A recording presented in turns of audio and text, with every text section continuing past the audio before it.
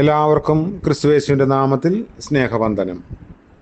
ഇന്നത്തെ നമ്മുടെ ധ്യാനത്തിനായി വിശുദ്ധ മത്തായി എഴുതിയ സുവിശേഷം 13-ാം അധ്യായത്തിൻ്റെ 24-ഉം 25-ഉം വാക്യങ്ങൾ. മത്തായി 13-ന്റെ 24-25 വാക്യങ്ങൾ. അവൻ മറ്റൊരു ഉപമ അവർക്ക് പറഞ്ഞു കൊടുത്തു. സ്വർഗരാജ്യം ഒരു മനുഷ്യൻ തൻ്റെ നിലത്ത് നല്ല വിത്ത് വിതച്ചതിനോട് സദൃശ്യമാകുന്നു. മനുഷ്യർ ഉറങ്ങുമ്പോൾ അവൻ്റെ ശത്രു വന്ന് ഗോതമ്പിൻ്റെ ഇടയിൽ കള വിതച്ച് പൊയ്ക്കളഞ്ഞു. ദൈവ തിരുനാമം വാഴ്ത്തപ്പെടട്ടെ.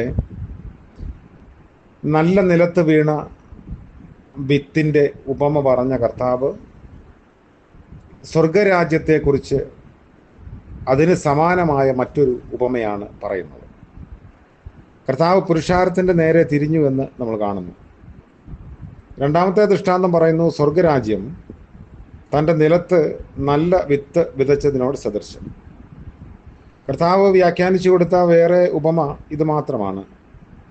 അത് തൻ്റെ ശിഷ്യന്മാർക്ക് മാത്രം വ്യാഖ്യാനിച്ചു കൊടുത്തു. വിതയ്ക്കുന്നവൻ ആരാണ്? അത് മനുഷ്യപുത്രൻ. നല്ല വിത്ത് രാജ്യത്തിൻ്റെ പുത്രന്മാർ. വയല് ലോകം, കോസ്മോസ് എന്നാണ് മറ്റ് ചില പരിഭാഷകളിലുള്ളത്. ഒന്നാമത്തെ ഉപമയിൽ വിത്ത് വചനമാണ്. വചനം ഇപ്പോൾ ഫലം പുറപ്പെടുവിച്ചിരിക്കുന്നു. രാജ്യത്തിൻ്റെ പുത്രന്മാർ വചനം മുഖാന്തരം ജനിക്കപ്പെടുന്നു. ഇതാണ് ഒന്നാമത്തെ ഉപമയിലുള്ള അർത്ഥം. രണ്ടാമത്, ഈ വിത്ത്, ഗോതമ്പിൻ്റെ വിത്ത് വിതച്ച് അതിൻ്റെ ഫലം കാത്തു കഴിയവേ മനുഷ്യർ ഉറങ്ങി. വിതച്ചവൻ്റെ കാര്യം ശ്രദ്ധിക്കാനുള്ളവർ തങ്ങളുടെ ചുമതല അവഗണിച്ച് കളഞ്ഞു. മനുഷ്യപുത്രൻ്റെ ശത്രുക്കൾ ഗോതമ്പിൻ്റെ ഇടയിൽ കളയും വിതച്ചു. ശത്രു പിശാചാണ്, കള ദുഷ്ടൻ്റെ മക്കളുമാണ്. കള എന്നതിൻ്റെ എബ്രായ പദം ജുനീം എന്നാണ്. ഇത് അനാസ് എന്ന ഒരു പദത്തോട് ബന്ധപ്പെട്ടതാണ്. അനാസ് എന്ന് പറയുമ്പോൾ അതിൻ്റെ അർത്ഥം വ്യഭിചാരം ചെയ്യുക എന്നതാണ്. കളയെക്കുറിച്ച് ഒരു പഴയ കഥയുള്ളത് ഇങ്ങനെയാണ്. ജലപ്രളയത്തിന് മുൻപുണ്ടായ വഷളത്വത്തിൻ്റെ കാലത്ത് ഇത് ഉത്ഭവിച്ചു. അക്കാലത്ത് മനുഷ്യർ, മൃഗം, സസ്യലോകം എന്നിവയെല്ലാം വഴിതെറ്റി. അതായത് അവരെ ചെയ്യരുതാത്ത കാര്യങ്ങളൊക്കെ ചെയ്തു. പ്രകൃതിക്ക് വിരുദ്ധമായും ദൈവത്തിന് വിരുദ്ധമായും ഒക്കെ തെറ്റിപ്പോയി എന്നാണ് ഉൽപ്പത്തി പുസ്തകം 6-ാം അധ്യായത്തിലൊക്കെ നമ്മൾ കാണുന്നത്. അതുകൊണ്ട് അങ്ങനെ തെറ്റിപ്പോയ മനുഷ്യരുൾപ്പെടെയുള്ള ലോകം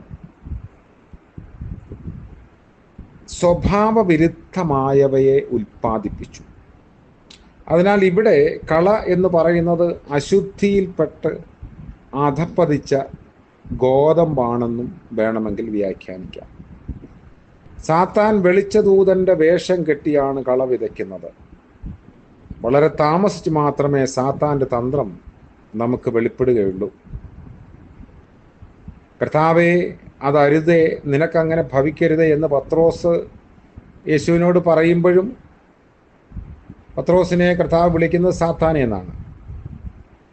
ഇനിമേൽ അവൻ്റെ മുഖം കാണുകയില്ല എന്ന് പറഞ്ഞപ്പോൾ അപ്പോസ്തലപ്രവൃത്തി 20-ൽ വിശ്വാസികൾ പൗലോസിനെ കെട്ടിപ്പിടിച്ച് കരയാനിടയാക്കിയതും സാത്താൻ വെളിച്ചദൂതൻ്റെ വേഷത്തിൽ സാധിച്ച കാര്യങ്ങളാണ്. ഇതിൻ്റെ രഹസ്യം നമ്മൾ പെട്ടെന്ന് ഗ്രഹിക്കാനുള്ള സാധ്യതയില്ല. അങ്ങനെയാണ് പലപ്പോഴും ഇങ്ങനെയുള്ള അപകടങ്ങളിലൊക്കെ നമ്മൾ പെട്ടുപോകുന്നത്. കള ഒരു വക കൗലടേയ ഗോതമ്പാണ് എന്ന ഒരു വ്യാഖ്യാനമുണ്ട്. അവ ഗോതമ്പ് പോലെ തോന്നും, എന്നാൽ തിന്നുമ്പോൾ വിഷമാണെന്ന് ബോധ്യമാവും. വിശ്വാസികളെ പോലെ ഭാവിക്കുന്ന മനുഷ്യരെയാണ് ഒരു പക്ഷെങ്കിൽ ഇത് സൂചിപ്പിക്കുന്നത്. എന്നാൽ പരീക്ഷയുടെ സമയത്ത് അല്ലെങ്കിൽ പരിശോധനയുടെ സമയത്ത് അവരുടെ യഥാർത്ഥ നില വെളിപ്പെടും. നമുക്ക് ദൈവം നൽകിയിരിക്കുന്ന രക്ഷയുടെ വഴിയിൽ, രക്ഷാജീവിതത്തിൽ സാത്താൻ്റെ കള മുളച്ചു വരാതിരിക്കാൻ പ്രത്യേക ജാഗ്രത ആവശ്യമുണ്ട്. പത്രോസ് എഴുതിയ ലേഖനം, 1-ാം ലേഖനത്തിൽ 5-ാം അധ്യായത്തിൽ പറയുന്നത് നമ്മൾ ഉണർന്നിരിക്കുക, ജാഗ്രതയുള്ളവരായിരിക്കുക. അതുകൊണ്ട് ഈ ജാഗ്രതക്കുറവ് മൂലമാണ് ഈ കൃഷിയിടത്തിൽ സാത്താൻ അവൻ്റെ കള കൊണ്ടുവന്ന് വിതച്ചതെന്ന് കാണുന്നു. മനുഷ്യൻ ഉറങ്ങിയെന്നാണ് കാണുന്നത്. അപ്പോൾ അങ്ങനെയുള്ള ആത്മീയ മയക്കങ്ങൾ നമ്മുടെ ജീവിതത്തെ തകർത്ത് കളയാൻ സാധ്യതയുണ്ട്. ജാഗ്രതയായിരുന്ന് ദൈവവചനത്തിൽ കൂടുതൽ സന്തോഷിക്കാൻ നമുക്ക് ഇടയാകട്ടെ. ദൈവം നമ്മളെ അനുഗ്രഹിക്കട്ടെ. പ്രാർത്ഥിക്കാം. കരുണ നിറഞ്ഞ വാഴ്ത്തപ്പെട്ട ഞങ്ങളുടെ ദൈവമേ, സ്വർഗീയ പിതാവേ, മനോഹരമായ പുതിയ ഒരു പ്രഭാതം കൂടെ ഞങ്ങളുടെ ആയുസ്സിനോട് കൂട്ടിച്ചേർത്തതോർത്ത് ഞങ്ങൾ അങ്ങേ സ്തുതിക്കുന്നു. മിഴിവോടെ ജാഗ്രതയോടെ ജീവിപ്പാൻ ഇന്ന് പകൽക്കാലം ഞങ്ങളെ സഹായിക്കണമേ. ഞങ്ങളുടെ കാലുകൾ ഇടറിപ്പോകാതെയും മനസ്സ് പതറിപ്പോകാതെയും ഞങ്ങളെ തന്നെ സൂക്ഷിക്കാനുള്ള ഒരു ആത്മീയ കണ്ണ് ഞങ്ങൾക്കെല്ലാവർക്കും നൽകണം എന്ന് പ്രാർത്ഥിക്കുന്നു. പ്രഭാതം മുതൽ പ്രദോഷം വരെ ഞങ്ങൾ ഇടപെടുന്ന മേഖലകൾ, ഞങ്ങളുടെ യാത്രകൾ, ഉത്തരവാദിത്ത നിർവഹണങ്ങൾ എല്ലായിടങ്ങളിലും അവിടുത്തെ കരുണ കൂടെ ഇരിക്കണമേ. യേശു മശിഹയുടെ നാമത്തിൽ പ്രാർത്ഥിക്കുന്നു. കൃപയോടെ കേൾക്കുമാറാകണമേ. ആമേൻ. ത്രിയേക ദൈവത്തിൻ്റെ അനുഗ്രഹവും കാവലും നമ്മോടും നമ്മുടെ ആവശ്യങ്ങളോടും കൂടെ ഇപ്പോഴും എന്നേക്കും ഉണ്ടായിരിക്കുമാറാകട്ടെ. ആമേൻ.